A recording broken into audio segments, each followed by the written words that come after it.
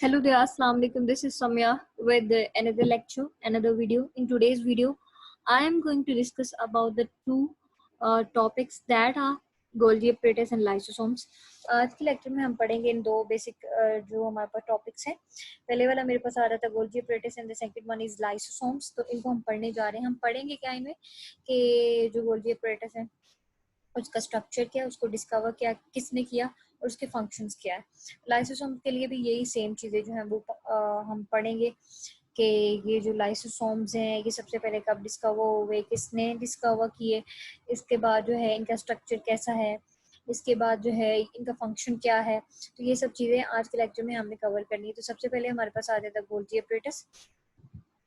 तो हम Golgi apparatus से स्टार्ट लेंगे. तो इधर आप इस स्लाइड में देखें तो वो कह रहा है कि Camillo Golgi discover the set of flattened sacs in the cell. ये कैमेलियो गोल्गी साइंटिस्ट है जिसने सबसे पहले, ये इटालियन फिजिशियन है जिसने सबसे पहले इनको डिस्कवर किया था. उसने डिस्कवर क्या किया, उसने फ्लैटेंड सैक्स का एक जो या सिस्टर्नी जो हमारे पास है उनका एक सेट जो है वो डिस्कवर किया. वो आगे क्या कह रहे हैं, in this set many cisternae are stacked over each other. इसमें क्या होता है कि इस एक सेट में बहुत सारी सिस्टर्नीज एक दूसरे के ऊपर जुड़ी हुई होती हैं. द कंप्लीट सेट ऑफ सिस्टर्नीज का गोल्गी apparatus. और ये जो मुकम्मल सेट होता है सिस्टर्नीज का उसको हम क्या कहते हैं, गोल्गी apparatus कहते हैं. गोल्गी apparatus बेसिकली क्या होता है, ये सिस्टर्नी का कंप्लीट सेट होता है. डिफरेंट सिस्टर्नीज आपस में जुड़ी हुई होती है, एक दूसरे के ऊपर रखी हुई होती है, तो वो जो स्ट्रक्चर बना देती है जिसको हम कहते हैं गोल्गी apparatus. तो ये था गोल्गी apparatus के स्ट्रक्चर के बारे में. तो अब इसके बाद हम देखेंगे कि ये किधर किधर प्रेजेंट होती है. तो it is found in both plants and animal. ये दोनों प्लांट्स में भी पाई जाती है और इसके बाद ये एनिमल्स में मौजूद होती है. तो प्लांट्स एंड एनिमल दोनों में ये मौजूद होती है हमारे पास. इसके बाद इसके फंक्शंस आ जाते हैं कि what are the functions of Golgi apparatus. तो सबसे पहला इसका जो फंक्शन है वो ये है कि it modifies the molecule coming from the rough endoplasmic reticulum. अब रफ एंडोप्लाज्मिक रेटिकुलम से हमने पीछे पढ़ा था कि रफ एंडोप्लाज्मिक रेटिकुलम क्या बनाता है, हमारे पास प्रोटीन सिंथेसिस कर रहा होता है ना.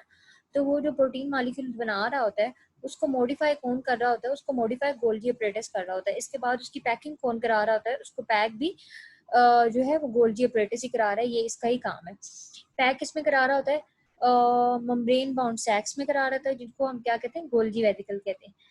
तो गोल्गी apparatus का काम क्या है, रफ एंडोप्लाज्मिक रेटिकुलम से आने वाले जो हमारे पास मॉलिक्यूल्स होते हैं उनको मॉडिफाई कराना होता है और उनको गोल्गी वेसिकल में पैक करवाना होता है. ये इसका काम है.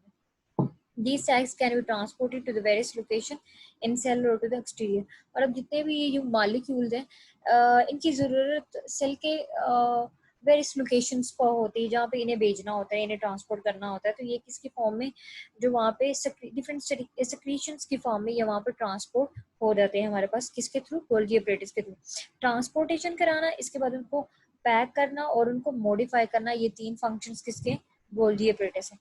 ये फंक्शन जो है हमारे पास परफॉर्म कर रहा होता है. इसके बाद इसकी ये स्ट्रक्चर आ गई है. तो ये इसका इनकमिंग ट्रांसपोर्ट फेज है और ये सिस फेज है. यहाँ से हमारे पास जो है जितनी भी ER से रफ एंडोप्लाज्मिक रेटिकुलम से मॉलिक्यूल्स जो आ रहे होते हैं, जितनी भी ट्रांसपोर्ट आ रही होती है वो यहाँ से एंटर हो रही होती है और इस फेज से, ट्रांस फेज से वो वहाँ डिफरेंट सेक्रेटरी वेसिकल की फॉर्म में वो निकल रही होती है. तो ये जो हमारे पास है, ये सिस्टर्नी है, ये ल्यूमन है. तो ये इसकी स्ट्रक्चर थी. आई होप आप लोगों को यहाँ तक समझ आई. तो जो अगली हमारी स्लाइड है उसमें हम पढ़ने जा रहे हैं लाइसोसोम्स के बारे में. तो सबसे पहले इसकी डिस्कवरी आ रहा थी.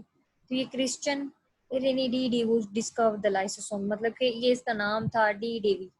इसमें सबसे पहले क्या इसको डिस्कवर किया था. इसके बाद इसकी स्ट्रक्चर आ जाती है. तो ये क्या है, ये सिंगल मेम्ब्रेन बाउंड ऑर्गेनेली. क्या है, सिंगल मेम्ब्रेन बाउंड. ये डबल मेम्ब्रेन बाउंड ऑर्गेनेली नहीं है, ये सिंगल मेम्ब्रेन बाउंड ऑर्गेनेली है. इसके बाद हम इसके फंक्शंस पढ़ेंगे. Lysosome contain strong digestive enzymes. Digestive enzyme का काम क्या होता है, बेसिकली डाइजेशन ही कराना होता है. तो यहाँ पे भी ये कोई ऐसा ही काम कर रहे हैं लाइसोसोम्स. अब हमने देखना है कि ये किसकी डाइजेशन करा रहे हैं. Digestion, break down of food and waste material with in the cell.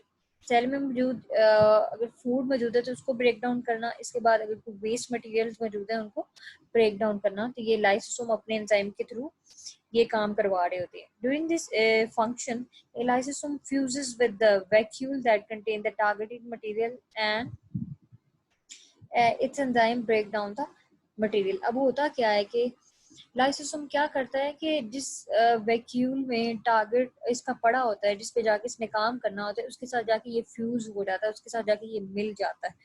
तो जाके फिर वहां पे इसके एंजाइम जो है वो अपना काम स्टार्ट कर देते हैं, मटेरियल को ब्रेक डाउन करना शुरू कर देते हैं। तो लाइसोसोम्स का काम बेसिकली क्या है, डाइजेशन कराना, क्योंकि इसके अंदर वहाँ पर डाइजेस्टिव एंजाइम जो होते हैं वो मौजूद होते हैं। अब डाइजेशन किसकी होगी, या तो फिर फूड की ब्रेक डाउन होगा, उसको डाइजेस्ट करना होगा, या इसके बाद जो हमारे पास वेस्ट मटेरियल होता है सेल के अंदर मौजूद, उसकी डाइजेशन भी लाइसोसोम्स करा रहे होते हैं। तो ये मेरे पास स्ट्रक्चर आ गया। ये बेसिकली इसकी मेम्ब्रेन है। इसके बाद इसके इंटीरियर में हमारे प्रोटीन एंड एंजाइम्स पाए जाते हैं। ये लाइसोसोम का एक सिंपल सा जो है वो व्यू है। इसके बाद ये भी देखिए, एक और मैंने पिक्चर ली थी। तो ये इसकी मेम्ब्रेन के बाद क्या होता है, लिपिड लेयर आ जाती है। ये अंदर वही एंजाइम्स एंड प्रोटीन्स जो भी इंटीरियर मतलब के अंदर का मटेरियल है। तो ये इसकी बेसिकली पिक्चर थी, आप लोग बना सकते हैं। एंड लाइक कीजिए, कमेंट कीजिए एंड सब्सक्राइब करें। और मैंने अपना ट्विटर और फेसबुक का जो लिंक है वो वीडियो के नीचे पोस्ट करूंगी, तो kindly follow me over there. Thank you so much. अल्लाह हाफिज।